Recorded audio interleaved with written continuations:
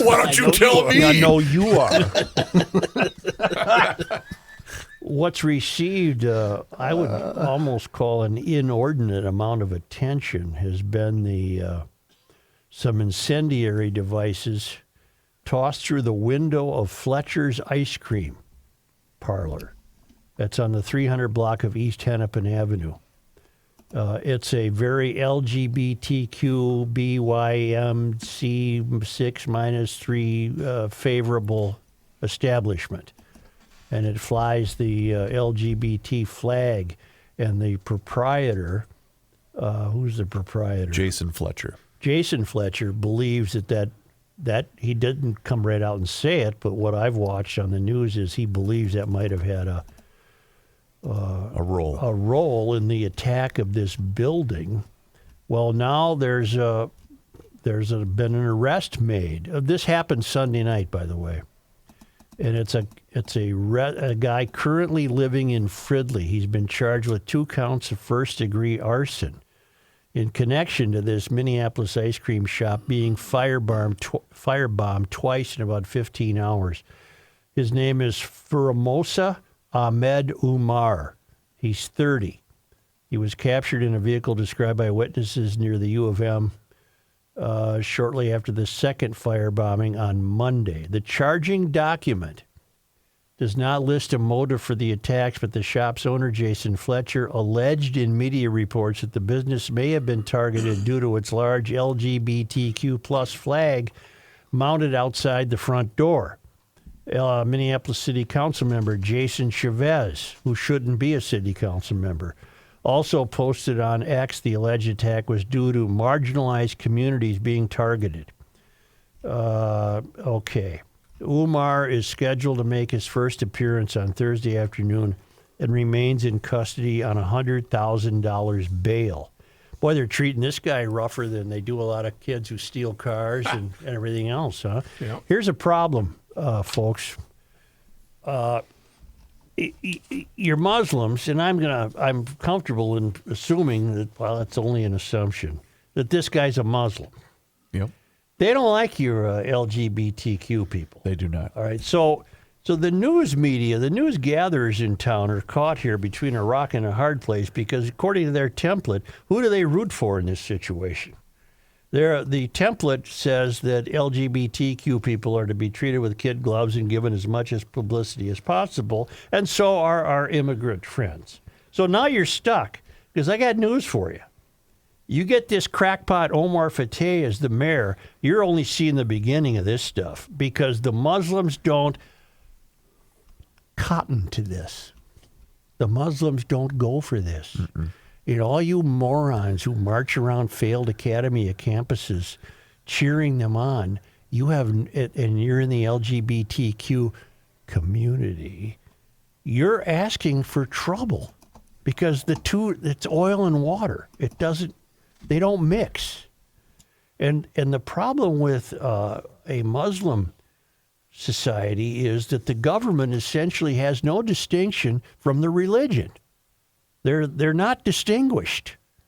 That's why this great free country was invented the way it is, separation of church and state. Just another thing those old white founders that you decry happen to get right. It's not right in the Muslim world. There's no distinction between religion and the government. So you may very well elect this crackpot in Minneapolis, and you'll be facing essentially a quasi-religious government because to them there's no distinction. Mm-hmm. So now all you LGBTQ people who've been rooting for the likes of this guy, Firomsa Ahmed Umar or whatever, you're going to get turned on. And I don't have any advice for you except don't elect Fateh as mayor. But this is what's going to happen. That's why it was laughable anytime you saw a protest with the sign that read "Queers for Palestine." Like, do you not? They'll throw you off the roof. Well, they'll throw you off the roof of a building. Right. Reality is greatly misunderstood by Mysterians. Yes. Reality is greatly misunderstood by Mysterians. And the reality of it is your LGBTQ plus 613ZY91812 community cannot exist in harmony with a Muslim community. It's that simple. It just cannot. And So I don't know where we are, but Fletcher's ice cream parlor is getting attacked presumably because of that LGBTQ flag. Is it safe to say that with the election of a guy like Fateh, that this would happen with more frequency? I mean, I would suspect it would. yeah, me too. I don't think it should, but it would. Since you brought up Fateh, there's an interesting article online with a really bad headline, by the way, that doesn't bear anything, has nothing to do with what the story's actually about. But it talks about his history. And when he was in Virginia, he voted against a policy.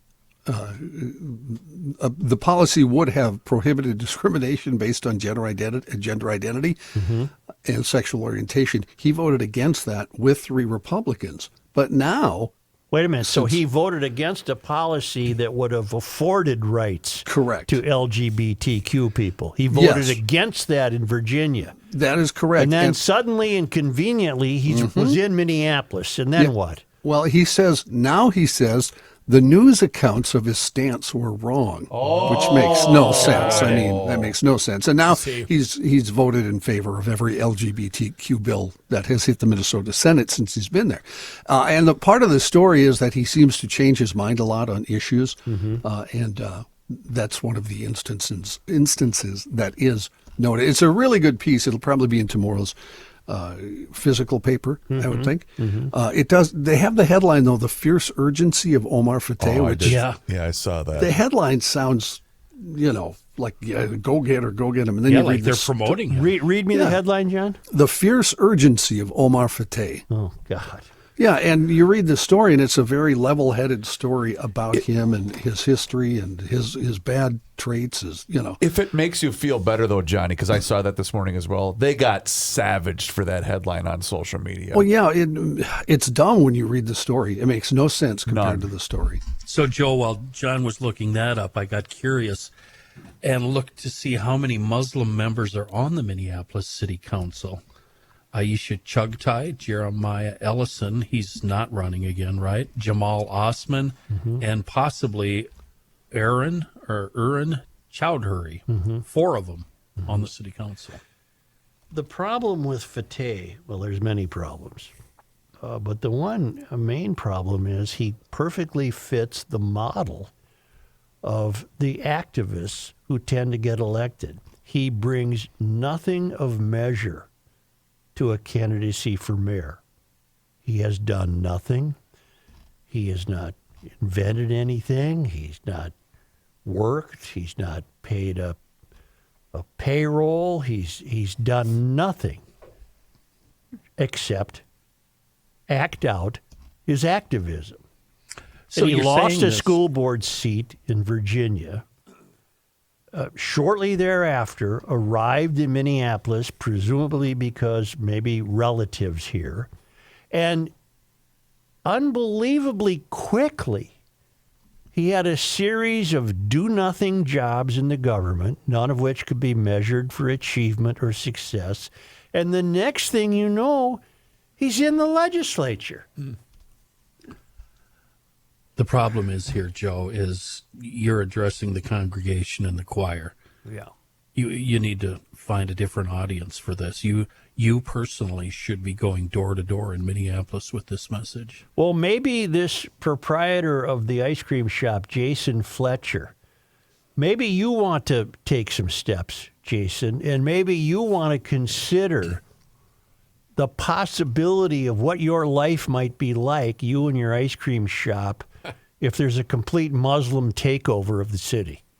I'm being serious. You might want to really consider that, because I don't think it would bode well for you. Nobody seems to be considering that, even on a global scale, No, Joe. No. All the people that have been siding with Hamas, for instance, I don't think they realize what Hamas stands for. Because Mysterians have a hard time understanding and grasping reality. They don't think beyond headlines. They don't get it. Whatever it is, they don't get it. And this guy, Fletcher, had to learn the hard way. Now, will he do something about it? It's not up to me to go door to door. I don't live in Minneapolis, and I don't have a business in Minneapolis, although the election of Omar Fateh would affect everyone in the state eventually, somehow.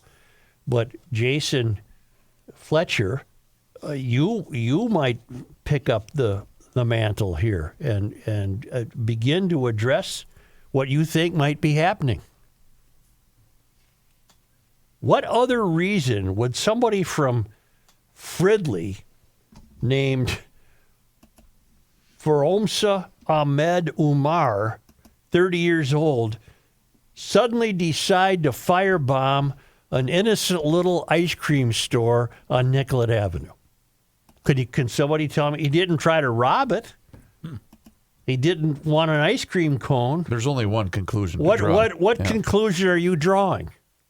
This was a direct attack on the LGBTQ community because of a belief or ideology, I guess is a better way to put it. That's exactly what this is. And here's how strange the world is.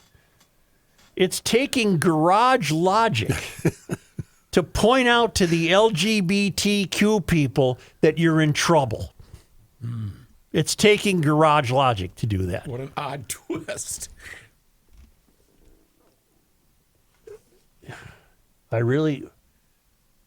Why don't you try to get this Jason Fletcher on the air tomorrow? Okay. He'd be interesting to bounce this off of. Are you going to do anything about this, Jason? Do you sense that there's something to be warned here? Do you think there's a message that you might carry to your people? I'm reasonably confident he's in the LGBTQ community, if you know what I mean. So you got a nice little ice cream store there. Business might have been great. Why did this guy, the name of this guy, why did he suddenly show up and firebomb you? Is there something is there some water you think you should be carrying to your brothers and sisters and neighbors in the LGBT crowd? I think there is. And it's taking garage light. You ain't going to get that from traditional news gathering because they don't know where to be. On the one hand, there's wholly invested in anybody who has skin of color. On the other hand, they're wholly invested in the LGBTQ people. They don't know what to do here. They're not going to warn the Star Tribune's not going to warn the LGBTQ people to really think hard about this upcoming election. That's not in their purview. They won't do that. But that's... Wow. Have you noticed, by the way, apparently to give it a sheen of journalistic integrity, there hasn't been one now for a few days, but the Star Tribune has published at least 3 pieces and probably more in letters and editorials on this thinly veiled finding fault with Rick Kupchela's documentary. Yeah, it's been fascinating. It's been fascinating to the point where they're now demanding. It's just frustrating them no end. We want to know who paid for this. Why does that matter? Which gives it the sheen of pretending it's almost journalistic for them to seek such answers. Well, right. Who gives a bleep who paid for it? You haven't knocked down one fact of it. Yeah. Not one fact of it can be questioned, and yet you're hung up. You think you might gain some ground by wondering who paid for it. I paid for it, okay? Yeah. So what? I didn't, by the way. But my point is, what difference does it make who paid for it? Go after the gun, not the shooter. Go after the gun instead of the mental illness that led the shooter. I mean, that's how they do it. All we have is gun violence. No, we have human violence. Yeah. Yep. You Star Tribune people aren't fooling anybody with this ridiculous.